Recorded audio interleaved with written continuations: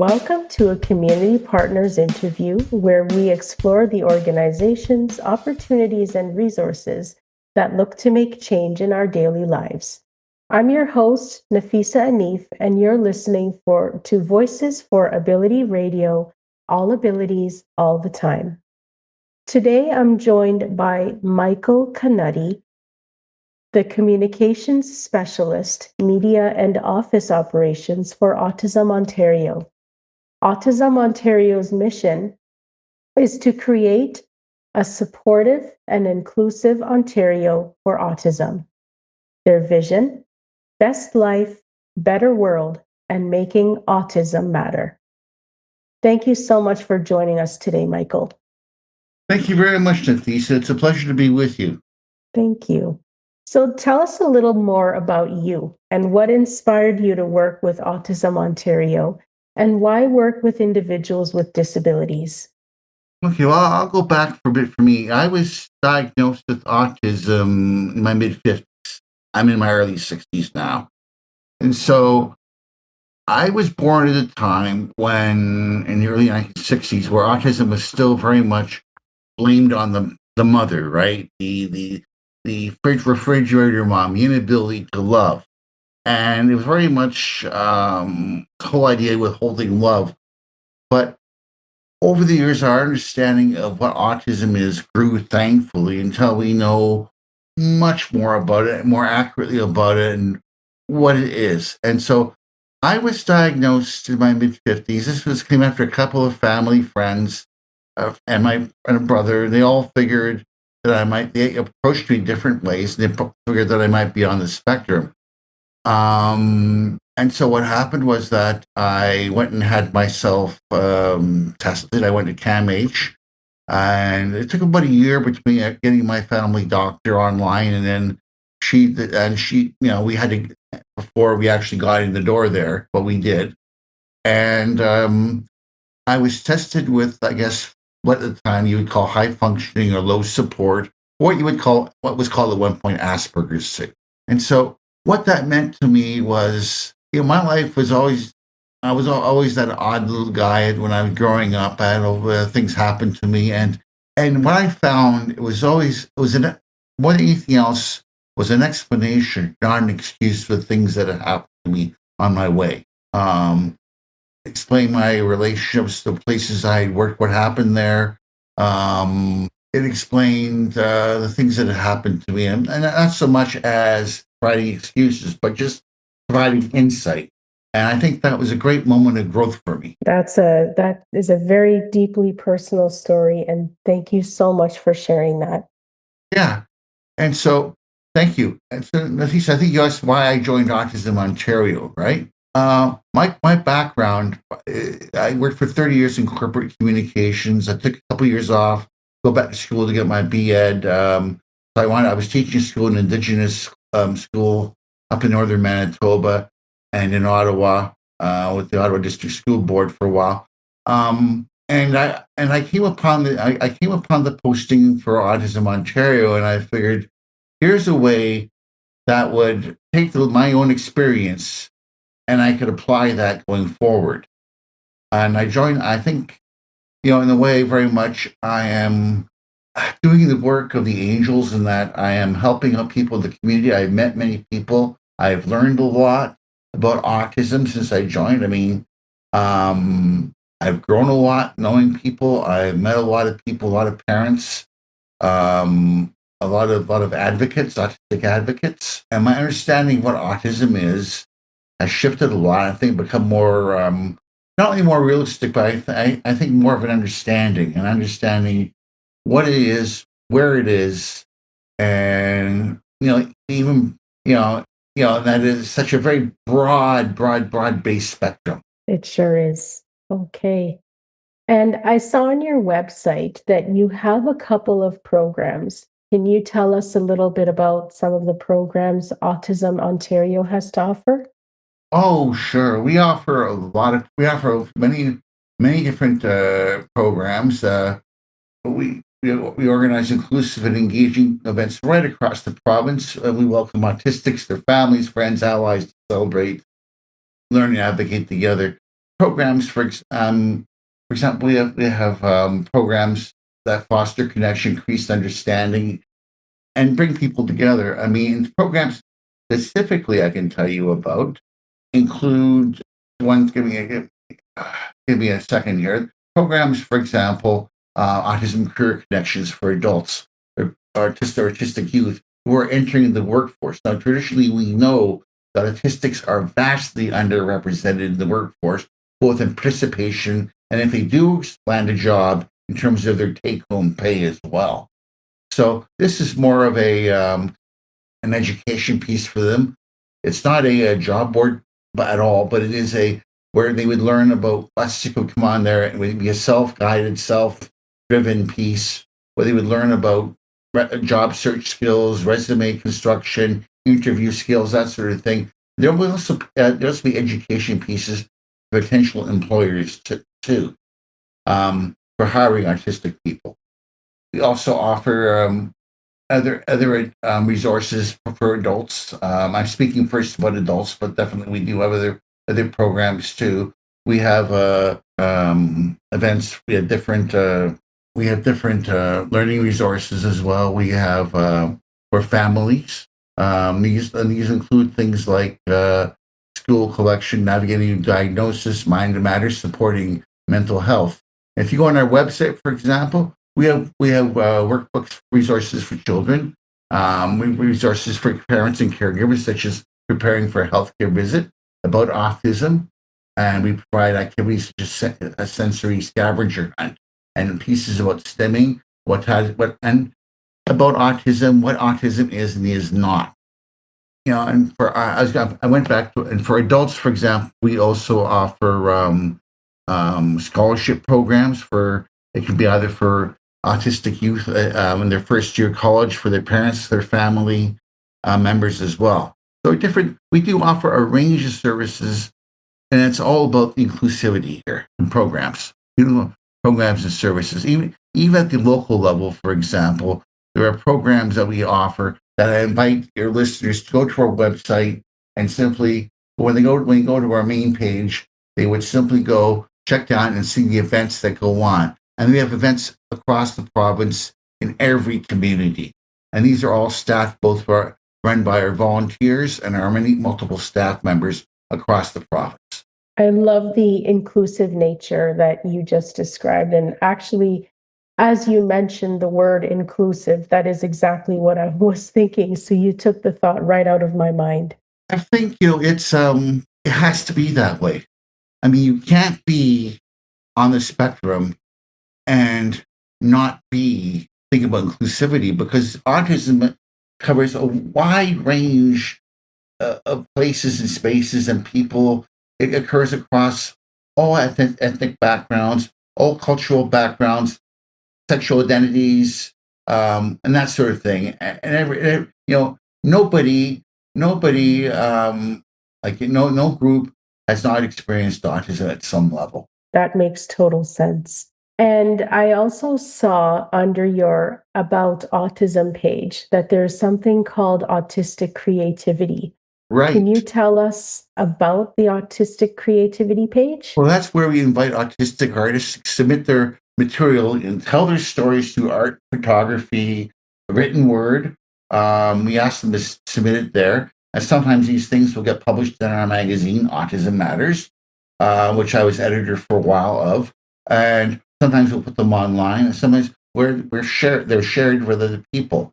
I think that ability to help autistics tell their own stories is really important. Definitely. And can you tell us a little more about the Autism magazine, Autism Matters magazine? Autism Matters, we're kind of odd in that we publish actually a paper magazine still. I was lucky enough, fortunate enough to edit the magazine for the first 4 years of my time with Autism Ontario. We've since changed positions in that. Now we have another individual, also very capable, Brittany Koch, in the editor's slot, very good in what she does, and so it's in good hands. We've taken it through a massive redesign in terms of layout and look, but we're still basically telling the stories of autistics, sharing stories with researchers, family, allies, we're telling the stories, for example, of what autistics do, what their families do. In my time as editor there, I met families I who have met one family in Windsor, for example, who to support their adult son, they went on a game show. They went on Family Feud to raise money for partly for themselves, their own family, but also for a major donation went to Autism Ontario. I've Oh, met wow. I've met autistics who are race car drivers. So you know, that sort of storytelling opens to me that autistics aren't held or framed in one thing only. It shows me that we're autistics are capable of doing whatever they want to do. You know, and I think that's the important takeaway from all that. It's a great way of sharing stories, knowledge, research, whatever is happening. And we've been in publication now for 17 years, and we're still going strong. And we publish quarterly. And right now, if you go to our website and you go under programs and services, and you look down there, it's Autism Matters magazine. The last 4 years are up there right now. But yeah, and so I would invite your readers to have a look at it, and that's when they get a chance to really learn about us and what we're for. I mean, we talk about the events that we've had out in the community. So yeah, it talks about the autistics, their stories, research, all that good stuff. So that really is in my experience, that's been a great window into what Autism Ontario is about. Over these past over 50 years that we have been around, things we've done and how we've mattered in the community. That sounds truly inspirational. Are there any restrictions to the services that Autism Ontario provides, such as age, caregivers, or family members only, things of that nature? Not that I'm aware of. I mean, like, from my experience, you can join us without having people are welcome to join without having an autism diagnosis. We know how that can get in the way. I mean, we know that autism diagnosis can be, there it is covered by OHIP under some things. It also can be prohibitively expensive. We're talking between $3,000 and $5,000, right? And so a lot of families don't have that kind of cash. I mean, I was lucky; I got mine covered under OHIP, but I know a lot of families with children they'll get theirs covered under OHIP, but there's a wait period. So we we don't we don't need to worry.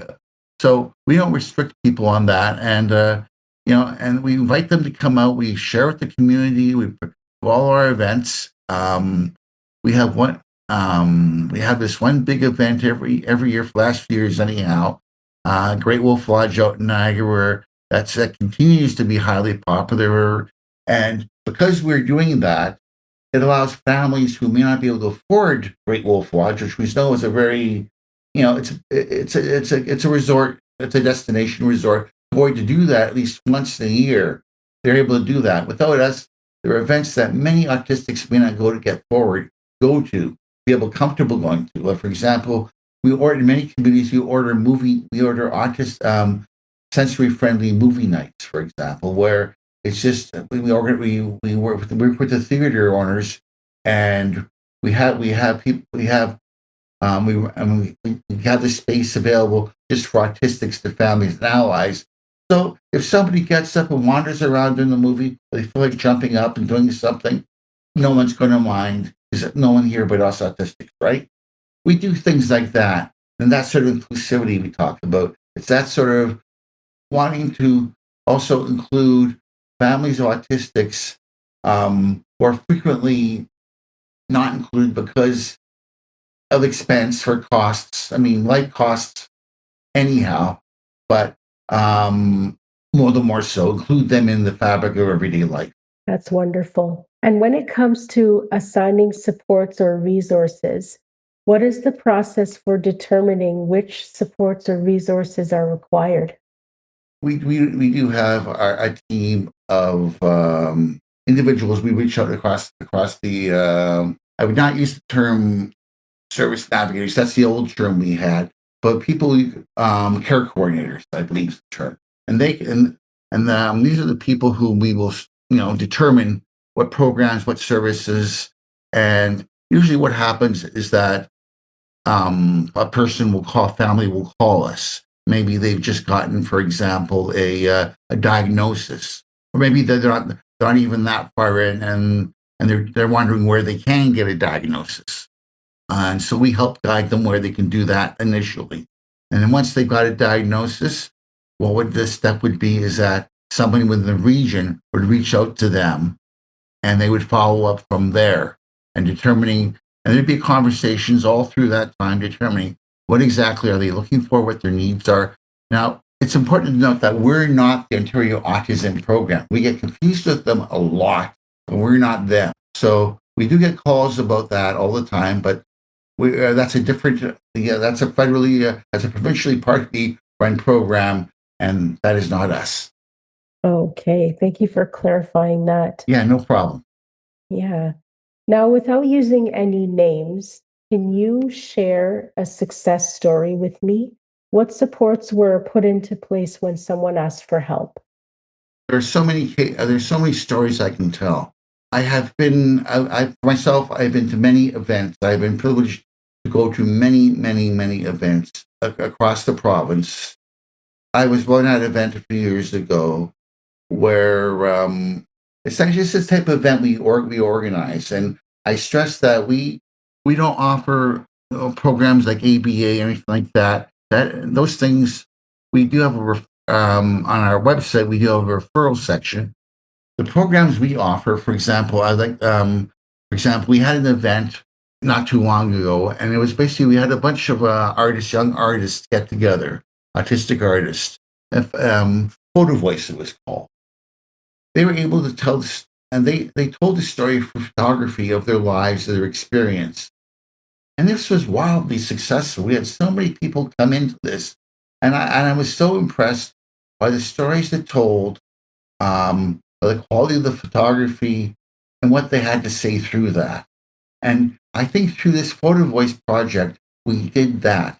We gave autistics who didn't think they had a voice. We helped them find their voice. And that is important. There are many of the things that we do. We're able to give families connection with the community through, through events at movie theaters. Where we had a great 50th anniversary event a couple of years ago to mark the 50th anniversary at the Ripley's Aquarium here in Toronto.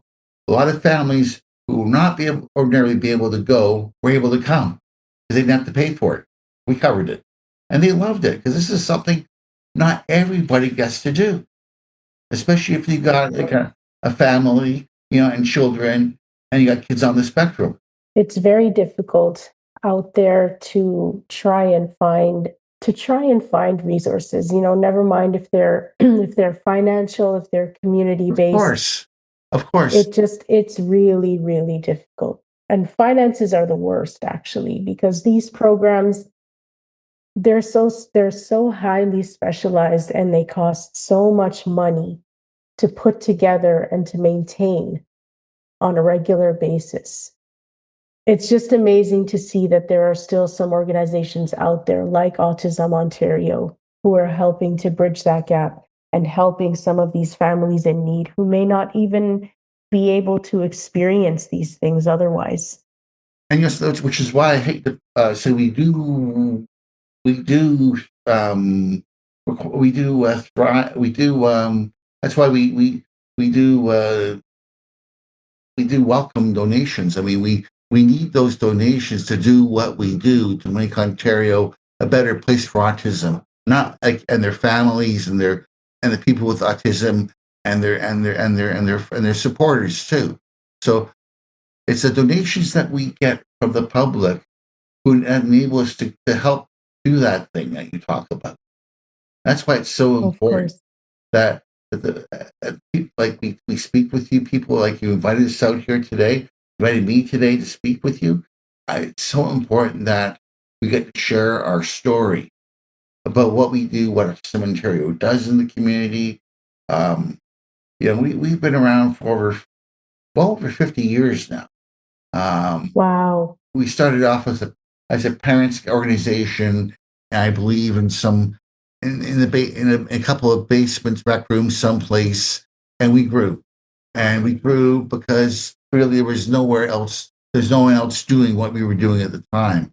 And so, in that time we have grown, and we have wanted to become that voice of information, that voice of support, that voice of the programs that we provide to families and to the community. Definitely. What is the one thing you see happening over and over again to individuals with disabilities that shouldn't be happening, and how do we stop it? There's a lot of things I see. But honestly, people with disabilities, I do become concerned regarding I'm supposed to give a presentation next week about violence against people with disabilities. And that does concern me still. We know that people with disabilities are more, although the stats say that it is on the low end of occurrences from StatsCan. When it does happen, it tends to be more violent. It does. And I That's know, true. and I've had people in my own experience I've known who have been victims of violence. That is something I am deeply concerned about. That this is something I'm advocating right now. So, in fact, I'm meeting with a group in Mississauga with Peel Regional Police and Mississauga Safe Cities on Monday. Actually, I'm going to give a presentation on that. I think to our detriment, not many people think about violence against people with disability, and that saddens me. Of course.